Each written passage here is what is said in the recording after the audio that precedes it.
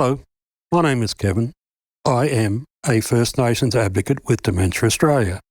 For more than 50,000 years, we have come together to trade knowledge, to learn and to teach. Today, we join to keep up that tradition. So with that in mind, we now pay our respects to the traditional owners, to elders past and present, to those First Nations people joining us here today.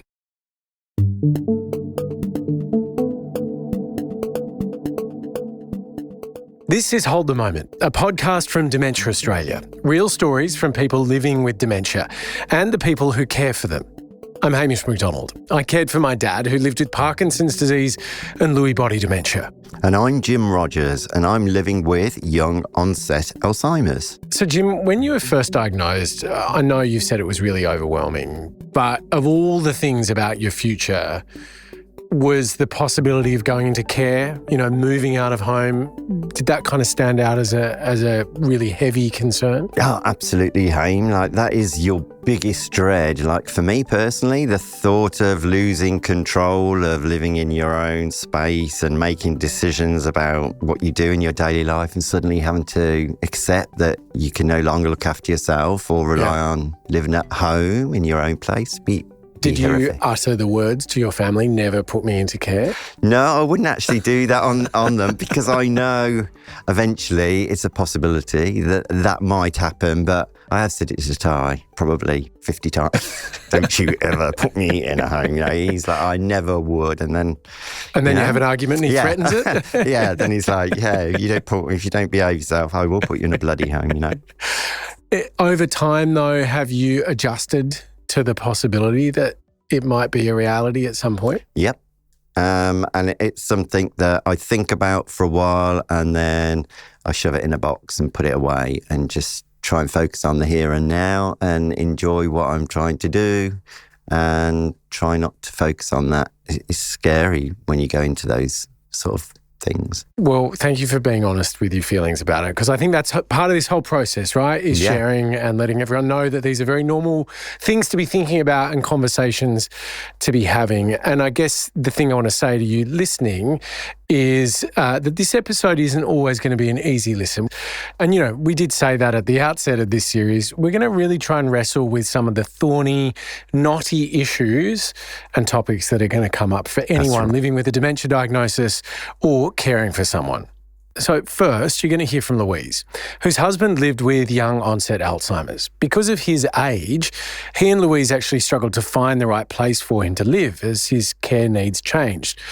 And when he finally did find a new home, unfortunately, he had some harrowing encounters that might be difficult for you to hear about. And we're also talking with Susan, whose dad had a difficult upbringing in his home country of Italy, and he found it really hard to adjust to his new life after moving to Australia, and these experiences seemed to come back to him with a vengeance as his dementia progressed.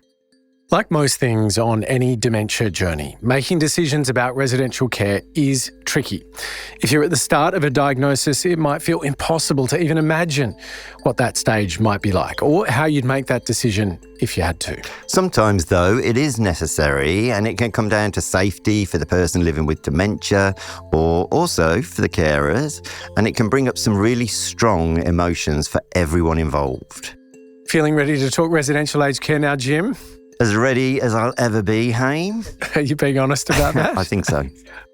Louise is a high-flying media executive. She's the managing editor across several publications at News Corp in Australia. You're going to hear a lot about her beloved partner, Craig, or Moose, as he's known to his friends, who was diagnosed with younger onset Alzheimer's at the age of just 46. She's such a lovely lady. Louise and Craig stayed at home for years after that diagnosis, and life seemed, pretty normal, but over time, Craig's condition began to change and Louise was told that he needed to move into residential care. Because Craig was only in his 40s, that process was not straightforward. Most of the systems and pathways just are not built for people aged under 65. Craig died last year at 56. Louise and Craig's story is all about the practical, emotional and frankly, sometimes heartbreaking realities of moving someone that you love into care and what it takes to help them find a place where they can still belong. Louise, welcome to Hold the Moment. Welcome. Thank you for having me, Hamish and Jim. Nice to meet you. It's lovely to meet you both. Can you take us back to the early days of Craig's diagnosis? Like, what was going on at home? What was ordinary daily life like for you? So initially, Moose was diagnosed with what they thought was alcohol-related dementia, and it was later that we had a definitive diagnosis that it was Alzheimer's related, and it was actually only probably 2 months prior to his death, where we had some invasive investigations as to determine what was at play. There was a concern that there might have been a genetic dementia, which would have had implications, of course. So, so that's why we chose to get that definitive diagnosis.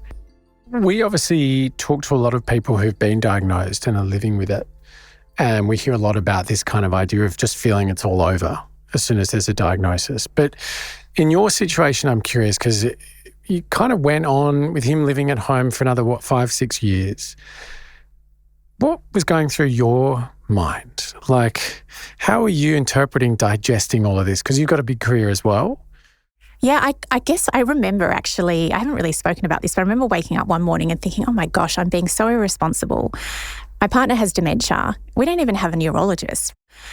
I'd read an article that my colleague had written in The Australian about Michael Littman, who had a condition called CTE, and he was similar age to Craig and similar sort of behavioural changes were coming to play. And I thought, wow, like I'd never read a story about this before, and it was so relatable. And within that article, he'd connected with a brilliant neurologist called Rowena Mobbs. And long story short, we ended up meeting with Rowena because I thought, well, is it really alcohol-related dementia? Could there be something else? Craig did play contact sport for a while in his early years, and Rowena was, I guess, the constant. She was the expert. She was brilliant, and if without her, I think we would have been in a whole different world of pain. So, did you start to have conversations about what happens if and when you can't be at home? I didn't want to go there. I don't know about you, Hamish, but it was something that I just, that was not something I wanted to even entertain. Although I knew that eventually that would need to happen. I just didn't want to make that decision. I didn't want to make that call. And it was on one of our visits to Rowena. We were in her rooms in North Sydney. And, Craig was highly agitated that day. He was confused. He wasn't familiar with the surroundings. All of these are, of course, red flags for those living with dementia. And, he saw his reflection in the mirror in her rooms. He didn't recognise that mirror. He was terrified. He was swearing at that reflection. He was punching That was scary for you. Fist in his hand. And I'd been living this Was this quite regular for you, what you were seeing all the time? Yeah, I guess I was. And I just needed a grown-up, an adult, with clinical experience in neurology to really explain that this was not safe. And Rowena didn't feel safe. And we were 3 minutes into the consultation, and she kind of called it. And she wrote down on a piece of paper, nursing home. And she did that so that, effectively Craig wouldn't be able to see what she was sort of writing, not that he would have understood. And that is when my heart sank. When you left that appointment and you realised this is something we've got to think about seriously now, were you then able to talk to him about it, or was it past a point where he could engage? How did you navigate that? We never talked about it. And he was so joyful, by the way, the whole way through. He was extremely joyful and happy. Everything was new and exciting and wonderful, but there was moments of complete agitation and distress. So I guess, we didn't talk about it. I called my mum. She was the first person I called. His best friend, Rocky, who is incredible. We were limited in our options, which was the other stressful, scary thing, is that there's not many places that will take people under the age of 65 because Craig at that point was very robust and very strong and healthy and fit. And if he were in a home where there were elderly patients with dementia, that would have been an absolute recipe for disaster should he have, inadvertently or accidentally, done something that was inappropriate or anything like that. So, but effectively, because of age, you're excluded from the existing support network or system. That's right. That's right, Hamish. I mean, it's really, you've got plenty of options over the age of 65, not necessarily all perfect, but many more than where we ended up in residential care. But it was incredible, really great. And we had, we were lucky. What was that day like where you moved him into care? It was the worst day. I remember, so we ended up going to a place in Warriewood. So Sydney's northern suburbs. Yes, out towards Northern Beaches. We live in Bondi, so it's an hour drive door to door. I packed a small bag and I said, we're going to visit your friend Rocky today. I didn't want him to think that we were going anywhere else. And he was so excited by that. He thought, this is great. I packed all his favourite T-shirts, his caps, some lollies, and we jumped in the car. And I was really worried actually because I thought he was jumping out of the car as well as, he would stop at the lights and he'd just launch out of the car. So it was a little bit, stressful, but we got there and we pulled up and we were greeted by these beautiful carers. There were about 5 other residents in the home at the time. They'd been there for some time. Each of them had dementia and they were varying ages, but Moose was by far the youngest and the most robust at that point. We had a big lead up to the admission. So, there was multiple forms and paperwork to fill out, but there was lots of discussions and meetings with clinicians and nurses and I had to fill out a long kind of survey about what are the things that Moose likes, what are the things, everything from, his favourite food to favourite colours to what's his morning routine like. And that was all integrated into the home. So when he arrived, it was, he was as happy as could be. I was the one, I was not great. Holding it together. But he was as happy as could be. And they had said to me, the plan is that you'll bring Craig in, we'll meet him, he'll meet the other residents and we'll have lunch and we'll sit down. And they had set the dining table and they served Moose's favourite meal, which is sausages and mash and peas. And he just thought this was the best thing out. And so, and then they said, you can go now. We're going to take him on an activity. And of course, that was when I remember walking out to the car and I was, a complete mess. And I said to Rocky, aren't you sad? And he said, no, he's great. He's fine. He'll be fine. And he went out on the bus that afternoon. I think they went to the beach. They went for a walk, came home, and life went on. How did he settle in? Like in those early days when you would go and see him, did he get distressed when you left, or was he starting to slide into his routine of being in that residential care? Yeah, it's interesting that you asked that, Jim, because I thought that he would be really distressed and he would, he would.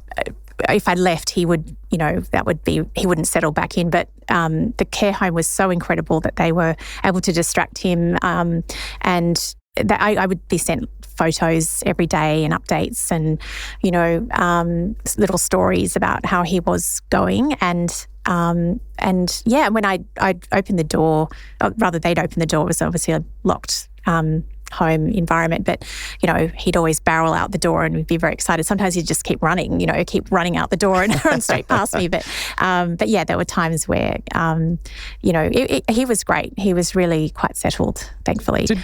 Did you ever find it hard to visit him or to see him in that environment? Because I guess for a lot of people it is quite hard, and I have people in my life that would say quite overtly, look, I find it difficult. Yeah. Do you get that? I didn't get that. I was the opposite. I'd get butterflies. I was so excited. I'd, wake up on the weekend particularly and think, I can spend my day with Moose today. We can at that point go shopping take him to the shopping centre and hang out, have lunch, do all these things. But yes, I know some people couldn't cope with that, and I understood that. Yeah. Moose was in this place in Warriewood for, I think, 12 to 18 months. Initially, you would still go on shopping trips, as you mentioned, but it did evolve from there. What happened? What did you have to change? Yeah. What was that like? Yeah. Well, look, I think it was about 12 months in where there was he had ingested something at the home, and an ambulance was called, and he was taken to the hospital, taken to the emergency unit there, and subsequently ended up in ICU. By this stage, his behaviours had heightened, and he was highly, highly agitated and becoming much more aggressive, and that therefore required quite, a very, very high dose of a particular drug that they have to give. And yeah, he unfortunately had a very extended hospital stay over on the Northern Beaches. And at that point, we were again lost in the mix of where to next. And there was no real solution. No one wanted to take him. He couldn't stay in hospital for an extended period. I mean, hospitals aren't great at the best of times. And he didn't fit that aged care over 65 cohort. So yeah, we were back to square one. Limbo land. Sedation, police. There's not really words we would ever want to use, but particularly in relation to a loved one who's living with dementia. What was that like? Well, the second time the police were called, by this stage we'd made our way back to Randwick to another group home, and it was my birthday, so I remember the day very vividly. But I was called to the home because Moose had an uncontrollable episode, and he was lashing out, and they, as part of protocol, they had said, we're really sorry, but we're going to have to call the paramedics. We need to get him to hospital, and there's nothing more we can do at this point. And I said, of course, I'll be there soon. Normally I'd be able to reason with Moose and say to him, it's okay, everything's going to be okay. But he was not that. He was punching and kicking and thrashing and swearing and so out of character. And the lovely paramedic was trying to give him an injection, and Moose wasn't obviously going to, play ball. And so the police were called, which is, again, part of the protocol. And two police officers turned up. They were big guys, or like a lady and a man, and they just threw him to the ground. The lovely care home manager had said to me, go and wait in the car, you don't want to be around for this. And I said, no way, I'm not going anywhere. And anyway, unfortunately, Craig was not happy. He was, again, punching the officer and kicking and thrashing, and it was terrible to see, and it was horrific, actually. And eventually they were able to inject him, and then he ended up being chemically and physically restrained and put in a stretcher and taken off back to hospital. And it was only afterwards, when I was sort of talking about it with somebody who was so shocked that this had happened and this had occurred, and I realised maybe that the police officers had turned up to a leafy street with a nice home, and to be confronted by a 6-foot tall guy who seemed very healthy and fit, who was uncontrollable and swearing, that probably presents as a domestic violence case. Yeah. Like, they don't, he doesn't have dementia. Maybe they didn't understand dementia. What was their reaction when you explained to them? Did you explain to them there was dementia involved? They were there to do their job. And I thanked them. I said, thank you for, but really what I wanted to say was, he's got dementia. He's not like this. He's actually a big clumsy teddy bear. Please don't hurt him, and kind of fight back moves. Of course that wasn't going to happen, but I think there has to be a conversation around that, about police intervention. Why are police called? Is this really the right arrangement for... I mean, I was lucky. I mean, Moose, I can't believe I'm saying this, he survived that, but he could well have gone into cardiac arrest. He could have broken a bone. I mean, we know that this has happened before with some catastrophic outcomes. So I just really, I don't want to wake up tomorrow and read a story about someone who's been in a similar situation where their elderly parent or grandparent or loved one has been unfortunately mishandled, I suppose. And it's not, is it the right thing for the police? I think that's the question. Such a difficult area, isn't it? For anyone that is looking at residential care or trying to think about what is the right setting for their loved one or even for themselves, what advice would you give? Like, what did you learn from this about how to approach it? Because it's obviously going to be unique for everyone. Yeah. I think don't go it alone. I mean, organisations like Dementia Australia are a brilliant, resource. Surround yourself with the right people. And I am determined to help where I can, because I had a call the other day from somebody whose husband had recently been diagnosed with frontal-temporal dementia, and they had reached, the fork in the road where they have to go into care, but the care arrangement fell through.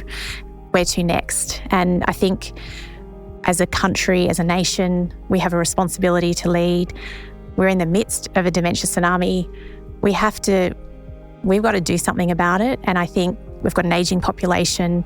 The statistics, are there. It is the leading cause of death. It's only getting bigger, isn't it? It's only getting bigger. And, we talk about heart health, we talk about cancer risk, but we don't talk about, why aren't we talking about dementia? Why aren't we talking about brain health? And why aren't we talking about brain health from the age of 40 plus? Because that is when really, we should be thinking about some of these modifiable behaviours, which we know can help prevent or delay dementia.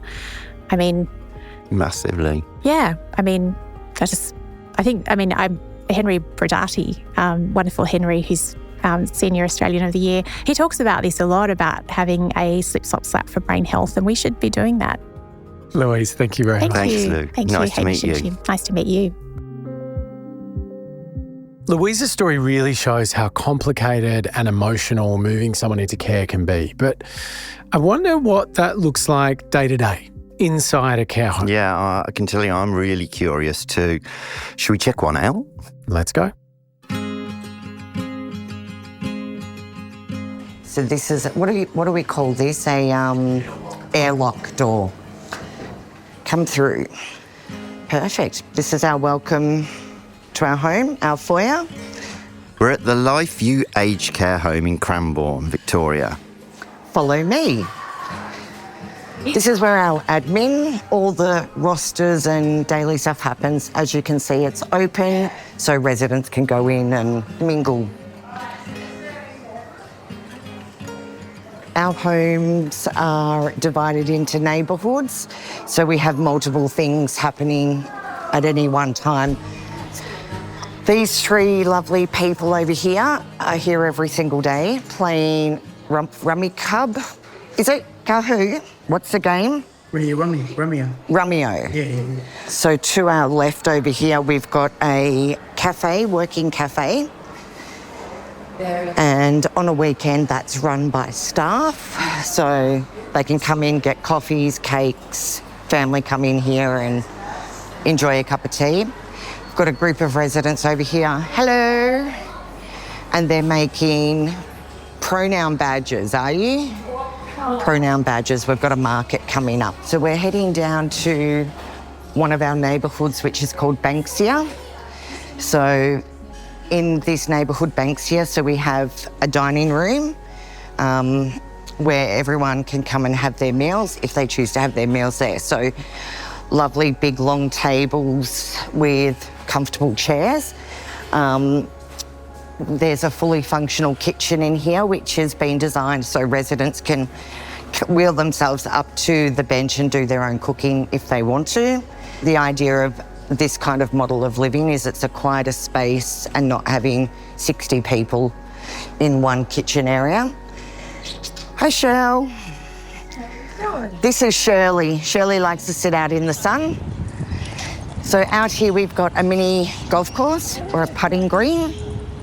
So residents can come out here and putt. We have quite a few of them, and normally this is a really good dog run. So people will bring their dogs out here.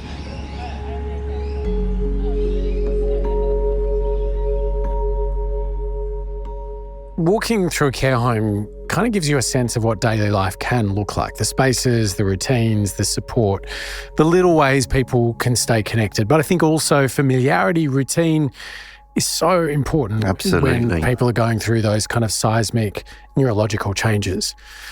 However, for all the science that there is, the decision to make the call to move someone is never easy. No, for sure. And that's Susan's experience. Her dad had always been gentle and reserved, but as his dementia progressed, he started to become agitated and sometimes even aggressive. So Susan started worrying about the safety of not only her dad, but the welfare of her mum. So she knew she'd got to act. Welcome to the podcast, Susan. I'm so grateful that you've come in. Thank you, Jim. You are most welcome. Before we start, let's just backtrack a little bit and get to know a bit about your dad. Tell me a little bit about him so we can know what sort of man he was. First and foremost, when you think about a hardworking individual, raise the bar a bit. That's the first thing. In terms of his temperament, he was one of those individuals that is happy to sit back and watch, but when he had something to say, by all means, he was happy to share his thoughts. Generally speaking, he just went about his way, went about his job, cared for his family. You knew what his values were, and we knew what was important to him, and he certainly instilled that in us, and I carried them with me today. When did you start to sort of first realise that things were changing, and were there certain things that felt out of character to you about him? Totally. It was, I'd say, about 7 years ago, and Dad was had his own business. He was a tradesman, and anything that needed to be done, Dad could do it. And I asked him to do a task at our family, at my home, and ordinarily Dad would be across it. And it was 2 bathrooms, and he knew what he had to do. I guided him through it, and I said to him, as we were going up the stairs, the second level of my family home, I saw him just look right, left. And I said, "Are you okay?" And he goes, "I don't know where I am. And I sometimes don't know what I'm doing." And that struck me. And I just looked at him and we chatted a bit, and then I took him to the first bathroom and we talked it through, took him to the second bathroom, we worked through it. That was the end of that. But that must have been a real wake-up call to you that something's not quite right here. It was a wake-up call, and I now know that my mother would have seen circumstances where he was not himself, but she was not sharing. Perhaps she thought, he's getting older, but it wasn't something that she was going to raise with me. But a week later, I went away, and I knew that whilst I was away, Dad was going to attend to those 2 jobs in the bathrooms. And I rang my son and said, is Dad there? Has he left? Yeah, he's gone. He did what he had to do. And I said, great. And when I finally arrived home, I just looked at both bathrooms and went, what happened? Oh, I don't understand. So I rang and said, what happened about the bathrooms, fixing them up? And he said, I did. And I said, God. Okay, thank you. They look great. Thank you. And I don't know what he did whilst he was at my place, but it was obvious. So totally out of character then, because usually he sounds like the ideal dad that you call who can do anything for you. He would spot it, Jim, he would spot it before I did. Yeah. And I just thought, okay, something's not quite right. But then there was the situation about driving. So then I started to really become preoccupied. If this is very much out of character and he's forgotten. What else is happening? Exactly. And my first thought was he was still very able and driving. And on most occasions, it was with my mum. So that would be a double worry. It was. So I started raising my concerns. They didn't want to hear about it. Definitely didn't want to hear about it.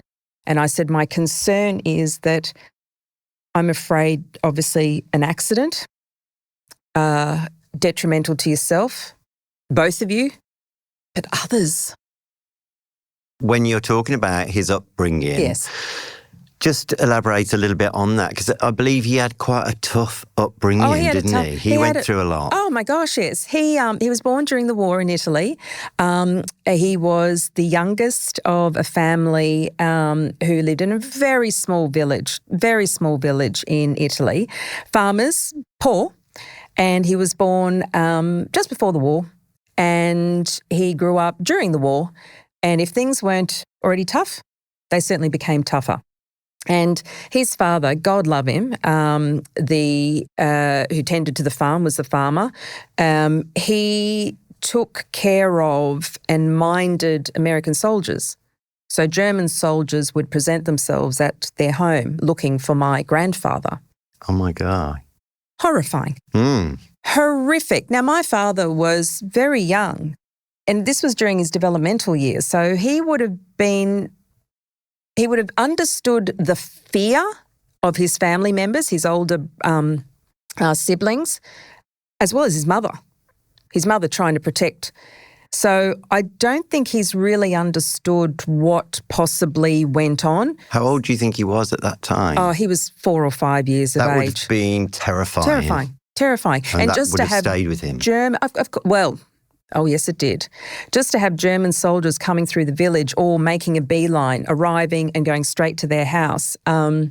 So there was that. And then Dad, when he was a little bit older, he was a bright boy, had an amazing voice, and it was decided that he was going to attend a boys' school 90 kilometres away from Dad's village. What an opportunity.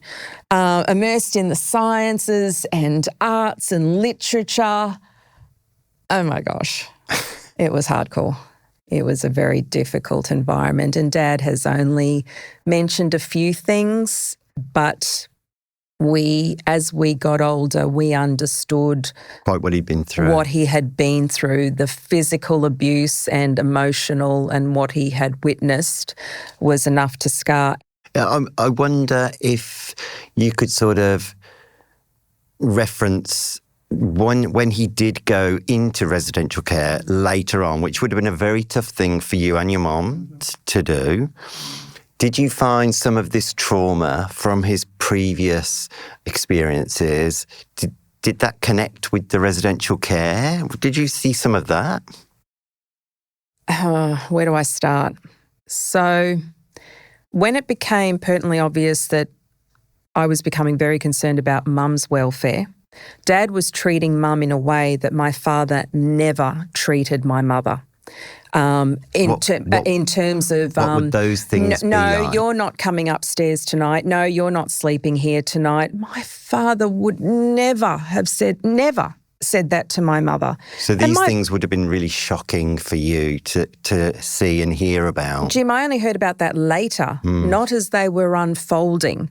And Mum then mentioned that they would be both sitting there watching television, and all it would take would Dad would be watching television, then all of a sudden he would look at her, and I became aware of this look that Dad developed, that you see a darkness and you think, uh-oh, what's going to happen here? Scary.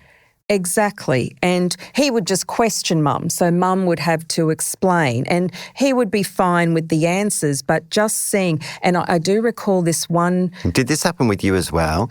Did you sometimes see like that unreasonable side that wasn't his norm? I only saw it once. We were having coffee. This is in the residential care. The three of us were having coffee, and Dad said something, or I said something, and Mum said, "Oh, that's silly." a throwaway line. Yep.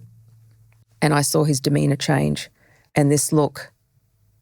And I thought, oh, okay, he's really taken that personally. He's offended. And I thought something's going on there. But you just step in and you distract. Yeah. Just going back to the residential care, I know there was a story about your dad having that significant attachment to the uniforms. Yes. What happened with that? So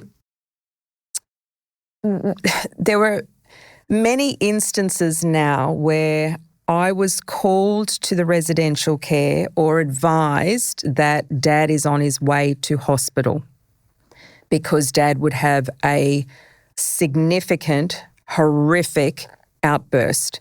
And it's either, and he is lashing out, lashing and physically hurting. as well. Physically lashing out and hurting. And he would just go into people's rooms or staff would come near him, and one minute he's sitting there calmly and the next minute he is a beast. And I lost track of the number of times I was called. We were often thinking, what are the triggers?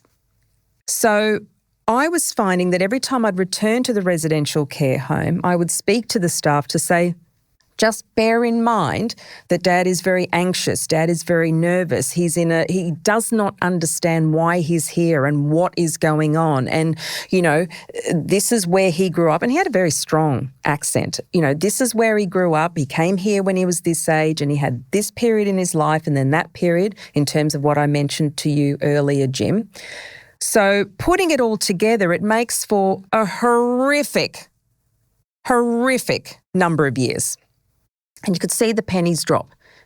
And so in terms of this particular incident, Dad was already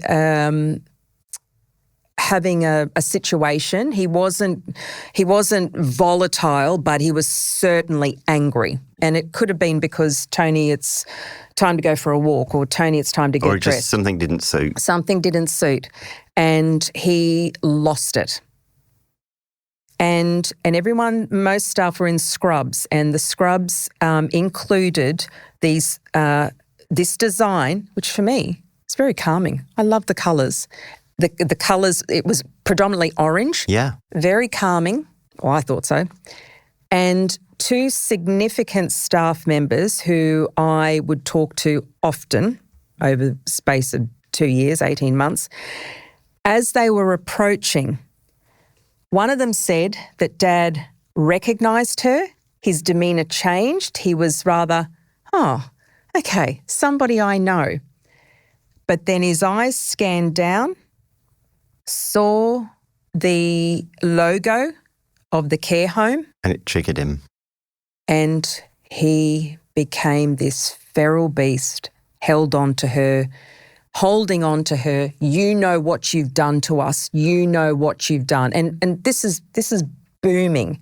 And at that stage, he was in the secure area, so he cannot get out and we need a code to get in. Everybody is there. There's no words to describe each and every resident. I would love to have sat and chatted with each and every one of them to tell me your story. Tell me your story. Because nobody's adventure with dementia is the same. No. And that's the thing that keeps coming up is how different everybody's story is. And if you look back now in hindsight with both your experience, and I'm sure it's terribly hard for your mum, what would your advice be to anybody now who's in this position, who's a carer of somebody who's been diagnosed? How would you summarise what we've been chatting about? What would you say to them as your best piece of advice? First and foremost, keep your wits about you and have a myriad of people as your support group. That's the first thing. A sense of humour would help as well. And a large glass of wine. Absolutely. For carers, family members, let staff know what their life was like, because you might need to deal with it later down the track, which is what was unfolding with my father. And it changes in a way that you don't know how it's going to change. And every day, honestly, every minute that we found with Dad was different because you're not sure what's going on in there. And you just don't know what you're going to get. You have no idea. And, for families who have a person in care who's living with dementia and they're very calm and placid and go about their day and they may not know what day it is and they're very pleasant, enjoy that moment. Enjoy those moments. And I think that says it all. Sue, thank you so much for sharing that story. It's been so powerful. And thanks for coming in and spending the time with us today. You are most welcome, It's lovely Jim. to meet you. Lovely to meet you too. Thank you. That's Susan, who cared for her dad after his dementia diagnosis. You also heard from Louise Bryant, who cared for her partner Craig, who had young onset Alzheimer's. Moose, as they call him. That's right. Our thanks to Anita and the team at LifeView Aged Care Home. Hold the Moment is a podcast from Dementia Australia, produced by Dead Set Studios. You can find more episodes and heaps of resources on Dementia Australia's website, dementia.org.au. Make sure you're following Hold the Moment so you don't miss an episode either. The show is hosted by me, Jim Rogers. And by me, Hamish McDonald. The executive producers are Kelly Reardon and Sarah Dabro. The producers are Liam Reardon and Lucy McAfee. Production manager is Anne Chesterman. Sound design by Slade Gibson. And a very special thanks to the whole team at Dementia Australia and to everyone who shared their stories on this podcast. And thanks to you for listening. See you next time.